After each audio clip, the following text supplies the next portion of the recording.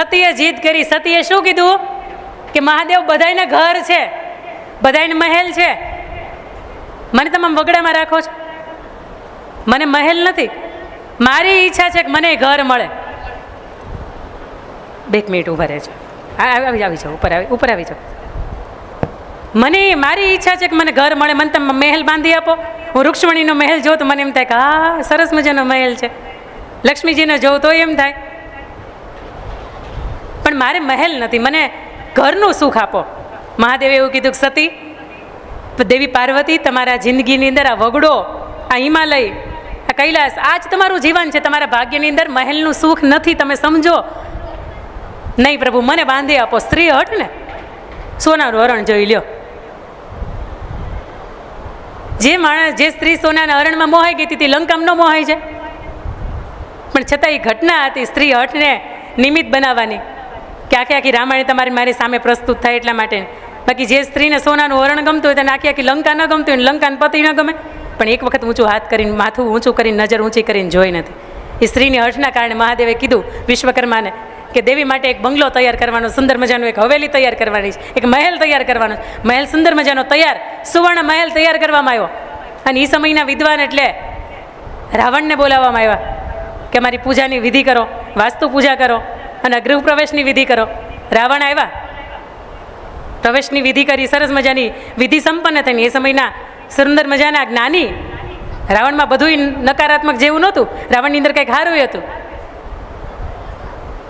મહાદેવે કીધું દક્ષિણામાં હું જોઈ, પ્રભુ તમારો મહેલ બહુ સારો છે, આપી દો ને. મહાદેવે તરત પાર્વતીને સામું જોઈને કીધું, દેવી કહેતો હતો ને તમારા ભાગ્યની અંદર નથી. રાવણની અંદર મહેલ આપ્યો. રાવણ લઈને સોનાની લંકાની અંદર આવ્યા અને મહેલ પછી તેણે આખી સોનાની લંકા બનાવી. પણ આ દેવી પાર્વતીને એમ કે મારા ભાગનું હતું, લઈ કેમ ગયું કોઈ? મનોમન શ્રાપ આપે કે એને બળીનું ભસ્મ કરી નાખે. અને આ શ્રાપ રામાયણ કાળની અંદર તમને ખબર છે, હનુમાનજીની પૂંછ તો માત્ર નિમિત્ત થઈ. હનુમાનજીની પૂંછની અંદર આગ લાગી અને પછી આખી લંકા છે એ બળીને ખાક થઈ ગઈ. લંકાની અંદર હનુમાનજી 11મો અવતાર તો ખરો જ રુદ્રનો, પણ એના પૂંછની અંદર પાર્વતીજીનો વાસ છે.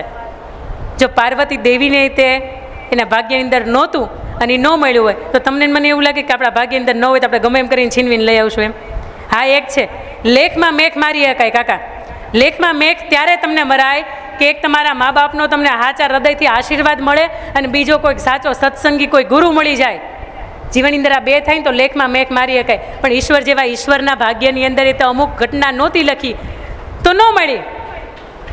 કૃષ્ણનો જન્મ થાય અને માતાથી વિકુટું પડવાનું મન થાય, આવું કૃષ્ણને મન નહોતું થયું, પણ છતાં એના ભાગ્યની અંદર એ માનું ધાવણ નહોતું લખ્યું તો નહોતું લખ્યું. માં જશોદાએ મોટા કર્યા. ઈશ્વરના ભાગ્યની અંદર 11 વર્ષ સુધી માતાનો ખોળો નહોતો લખ્યો. દેવકીના માટે એ ઝંખ્યા હતા. અહીંયા રાધાકૃષ્ણ કપલ છે ને, આવો ને, આવો ને.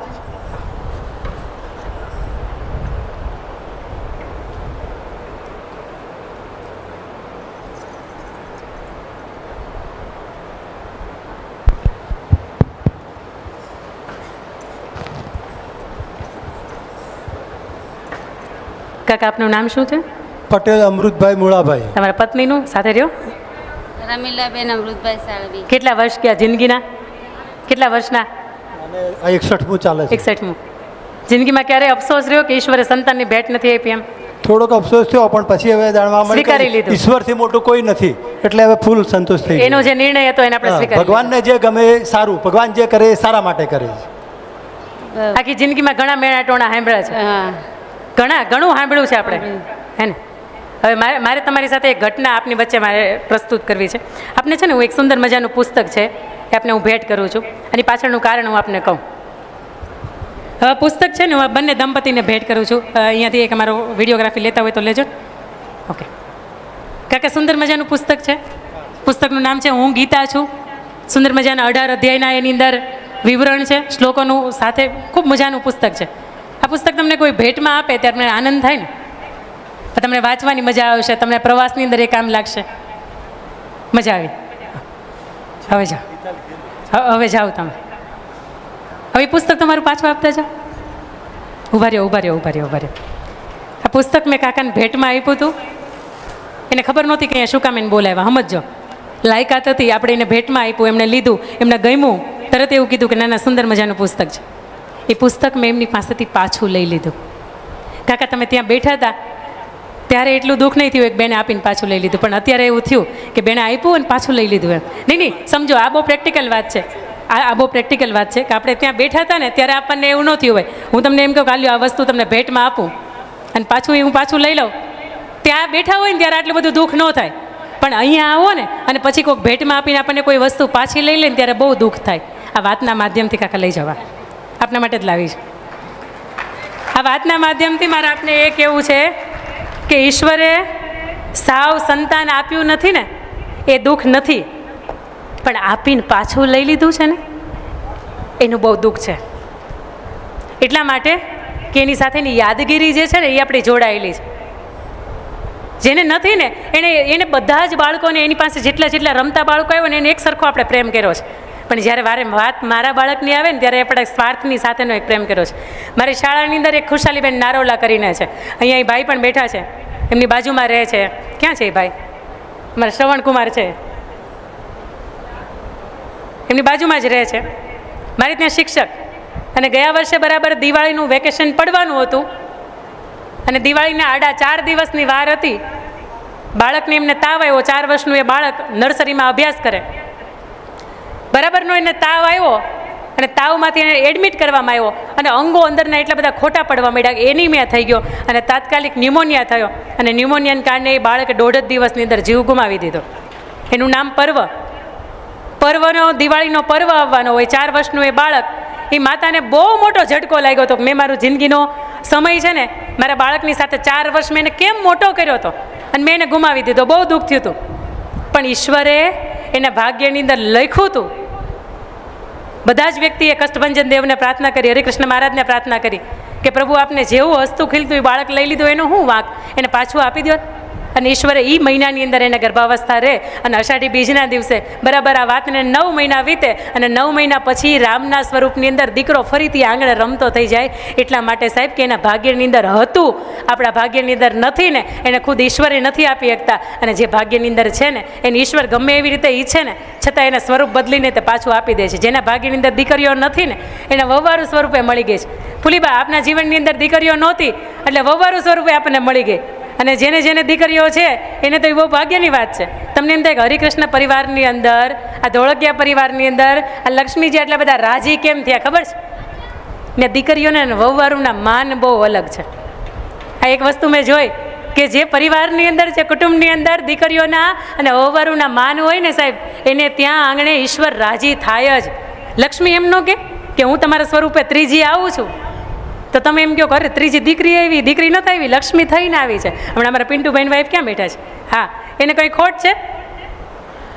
પેલી આવી એટલા જ હર્ષથી સ્વીકારી, બીજી આવી એટલા હર્ષથી સ્વીકારી.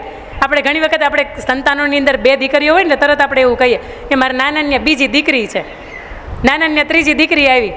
પણ સાહેબ મેં ઘટના એવી જોઈ છે કે લગ્નના 20 વર્ષ પછી દીકરો નાનો થાય છતાંય ભાગ્યની અંદર ન હોય ને તો ઈશ્વર એને ગમે એવી રીતે તે ખેંચીને લઈ જાય. આ ભાગ્યની વાત છે. અને ઈશ્વરની અંદર શ્રેષ્ઠ સંતાનની ભેટ મળવીને ઈશ્વરે આપણી ઉપર કરેલી વિશેષ અલગ પ્રકારની કૃપા છે. બધાને મળે એ જરૂરિયાત નથી. અને તમને કદાચ જોઈએ ને તો સંતાન, એક સવાલ આપણે જાતને પૂછીએ કે આપણે સંતાન શા માટે જોઈએ છે, તો જવાબ અંદરથી આવે કે અમારો વંશ વહેલો આગળ વધે ને એટલે, અમને કોઈ મેણા ટોણા ન મારે ને એટલે. ખાસ કરીને દીકરીઓ હોય ને છતાં અધૂરપ લાગતી હોય દીકરો જોઈએ છે. એનું કારણ હું, મારે 2 જુડવા છે, 6 વર્ષની દીકરીઓ છે, મારે દીકરો નથી. પણ મારી શાળાની અંદર નાના આપણા 400 બાળકો છે ને, બહુ ગર્વથી કહીએ કે 400ની માતા છું. દીકરો નથી ને એનો તલ ભારનો અફસોસ નથી, એટલા માટે કે ખબર છે કે માણસ એના કર્મથી યાદ રહે, એની હાથ પેઢીના નામ એના કર્મથી યાદ રાખશે. બીજી વાત મારે તમને કેવી છે કે આ અવસ્થા એટલે એવી અવસ્થા કે હાલતા હાલતા પડી જવાય, જીદ્દી થઈ જવાય, તીખા થઈ જવાય, ગુસ્સો થઈ જવાય, ગળું ભાવે પણ મળે નહીં. તમે 3 ટાઈમ ભોજન જોવો છો ને, મને હાથ ઊંચો કરજો ને, કયા તમારા અહીંયા બેઠેલા વડીલોમાંથી કયા દીકરાને વહુ એવી છે કે રોજ તમને બપોરે ગળ પણ પીરસે છે? હાથ ઊંચો કરજો ને.